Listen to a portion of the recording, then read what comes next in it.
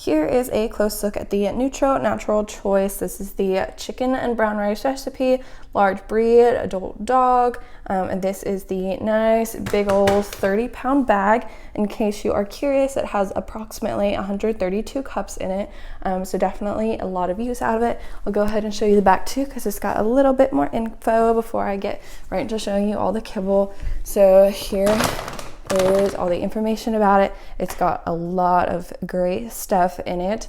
The only thing I think I would change is I wish it had more fiber content, but other than that, this is definitely a food that my dog loves. And here is a look at the kibble.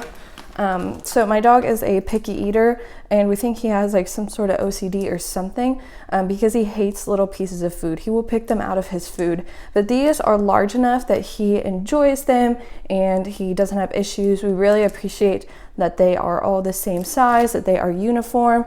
They work best for my pickier dog, and they have a lot of great stuff in them that makes them a very, very healthy choice for any dog.